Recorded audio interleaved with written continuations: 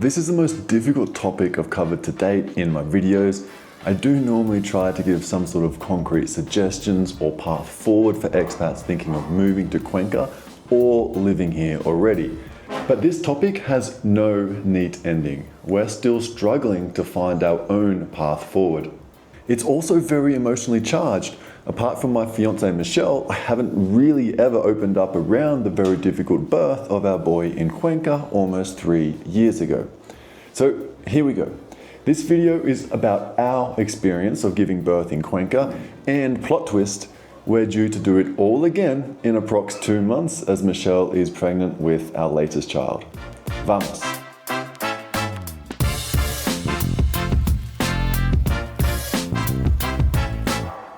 The original idea was to include Michelle in this video, but the last few days have just been very tough on her because of the pregnancy, so it's just not the right time.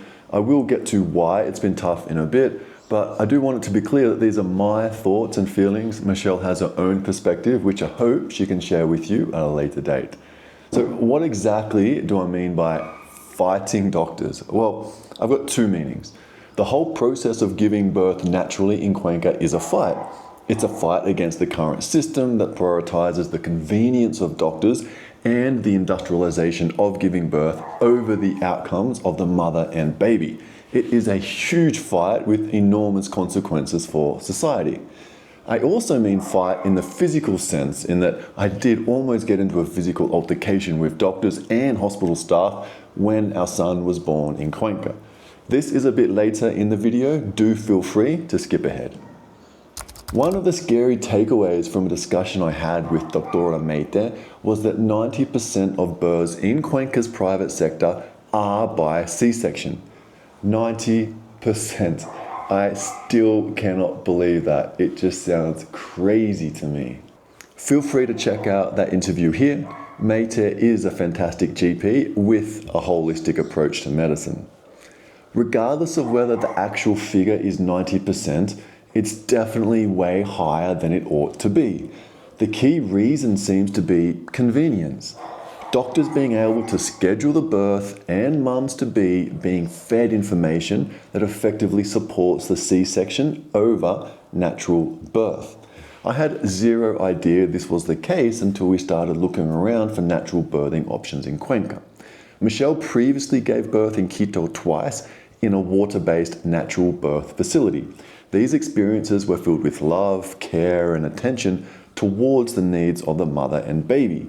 This is stark contrast to our experience with our son born in Cuenca. Our plan was to have a natural birth in our house, preferably in water like her 2 previous births.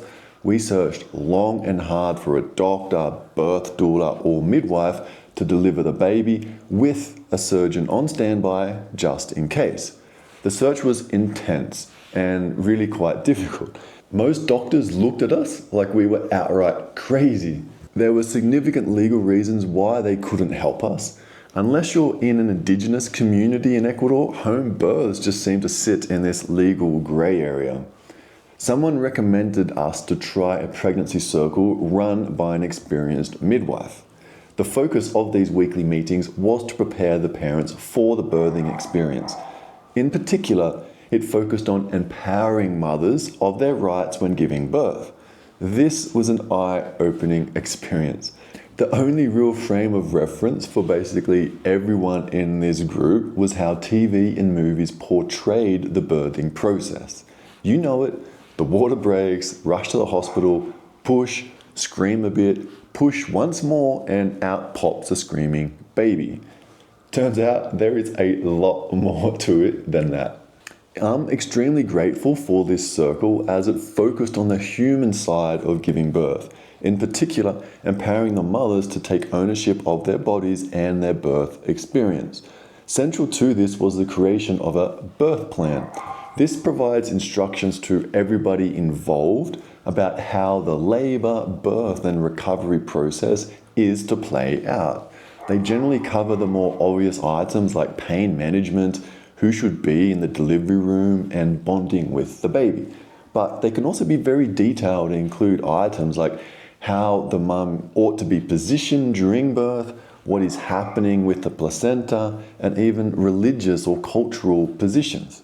But the big question is how much this plan is respected, especially when the hospitals have their own policies, which basically reign supreme. We've had several doctors point towards Ecuador laws, which at their essence basically say, we need to preserve human life at all costs. I remember studying medical cases in law school, especially around this point. It can get complex quickly. One of the more common examples is Jehovah's Witnesses refusing blood transfusions because it's against their religion.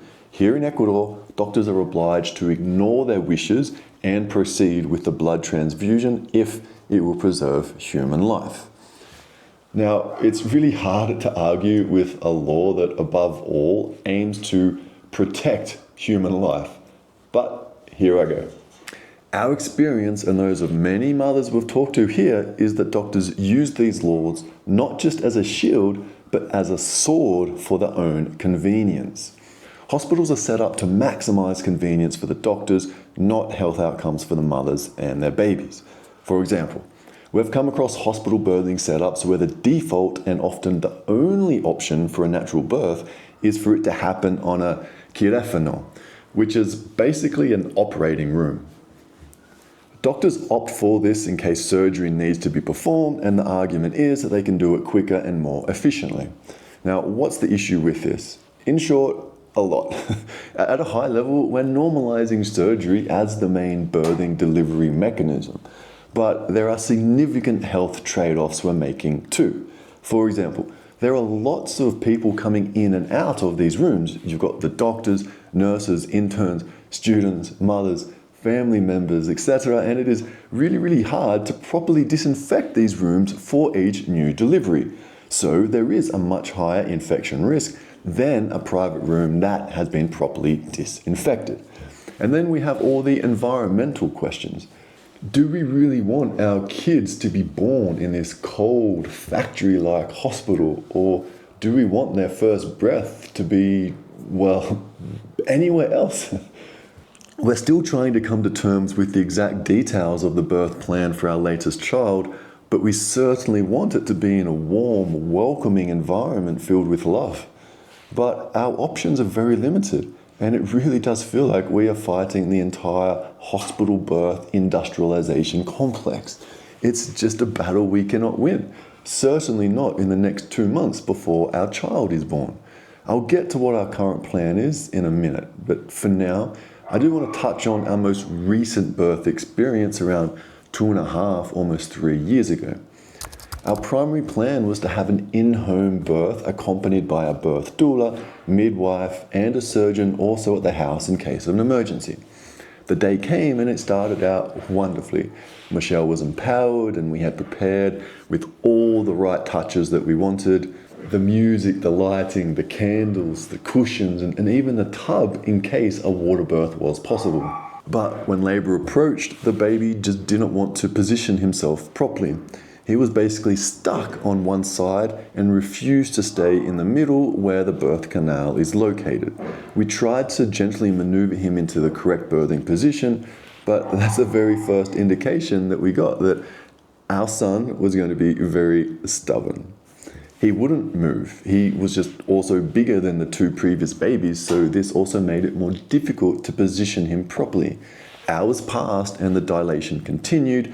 Still no change in position. It was time to start rethinking our birth plan. In particular, it was time to hit plan B.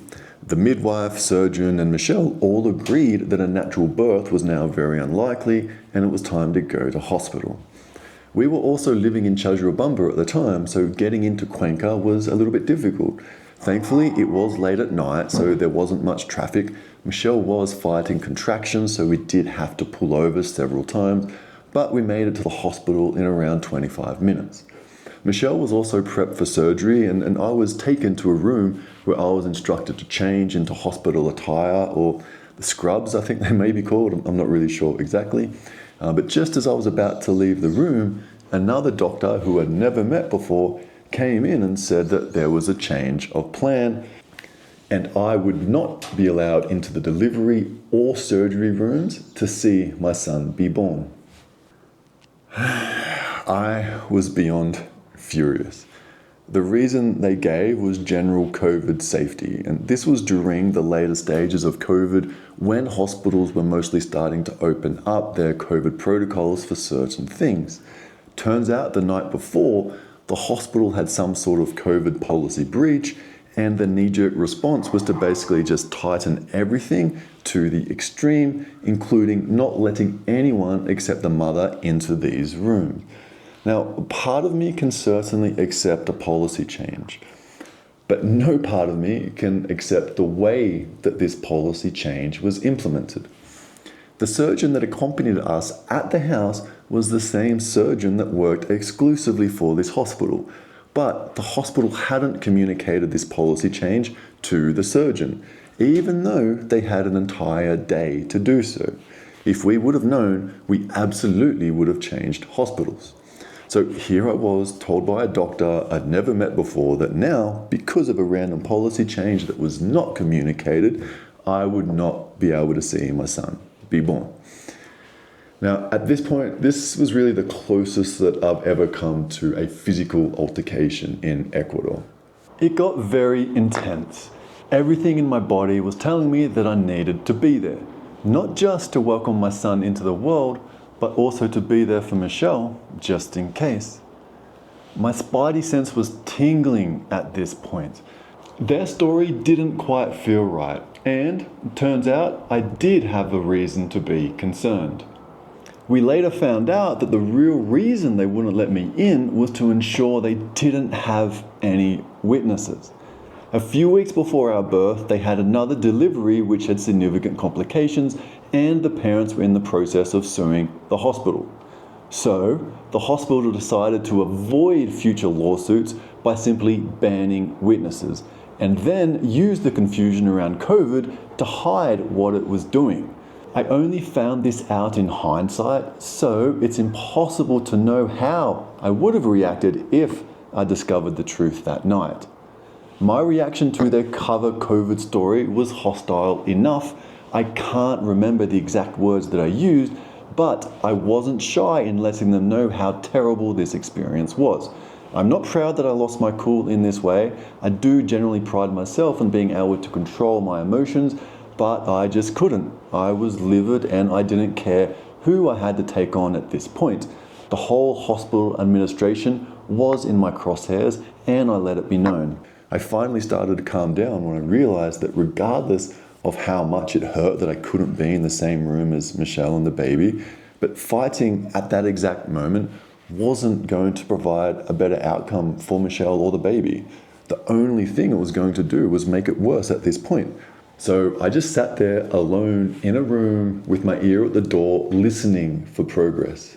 It was clear Michelle wasn't doing great, and I was scared. I was very scared for the life of Michelle and our baby. 20 minutes or so passed in this state, and then I heard screams, the unmistakable sounds of a newborn baby. That was the scream. And nobody told me, but I knew at that point that it was my baby. I knew that scream for some reason. I saw the nurses walking down the hallway towards my room with him in their arms, and they did allow me to have a quick look at him, but not hold, for a few seconds before they vanished again. Another 30 minutes or so, and I was allowed into the recovery room with Michelle. She was weak, and it was clear she had been through a lot. Whilst cutting the incision for the C-section, the surgeon hit a cyst, which caused a lot of bleeding and complicated the delivery. There were several other issues that really could have been avoided, and honestly, it was a bit of a mess, and we were far from impressed with the entire experience. But our baby was healthy, and Michelle would make a full recovery. The relief was just simply indescribable, that whole feeling of life is going to be okay again, all at once.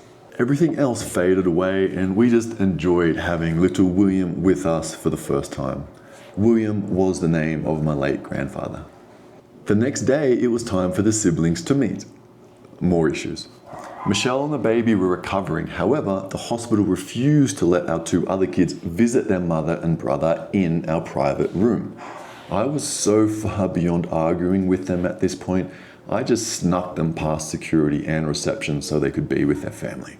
I do have a feeling that they saw me doing it, but I'm also certain that word had spread that this family isn't going to back down if they pushed us on some sort of COVID-related policy issue. As exhausted as I was indeed ready to take it as high as they wanted to go, most likely even higher. As terrible as this experience was, I don't want you leaving this video thinking that Cuenca has terrible hospital and healthcare. It doesn't. We've found some great healthcare providers, and we've also had successful surgeries. William also had a follow-up surgery in a different hospital with a different surgeon at around the 6-month mark.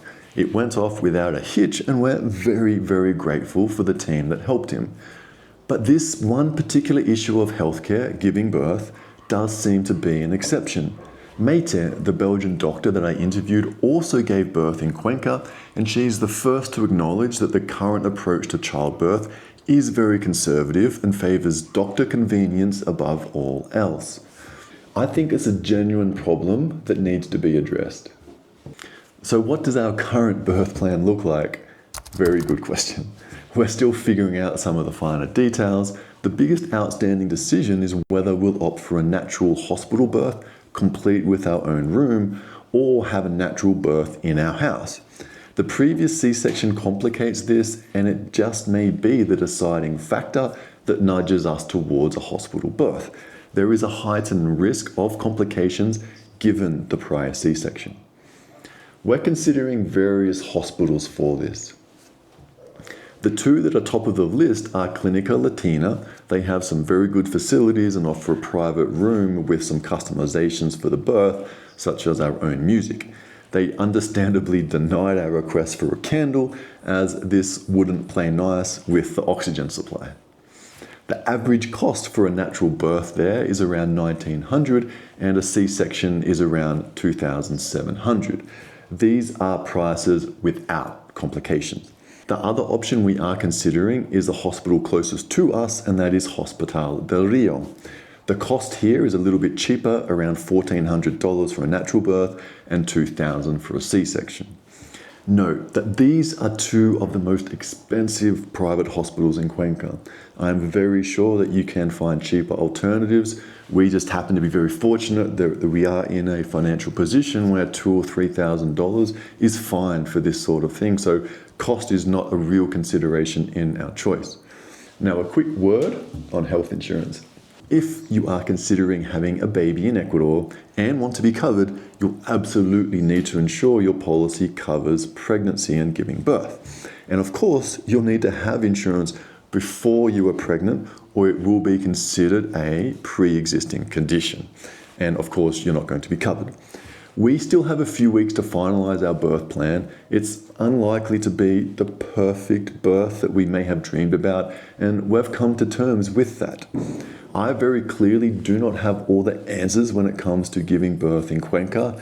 I said at the start of this video that there is not going to be a neat ending. I don't even have any real suggestions for you on figuring out your own path forward. It's a tough one. It really is a difficult topic.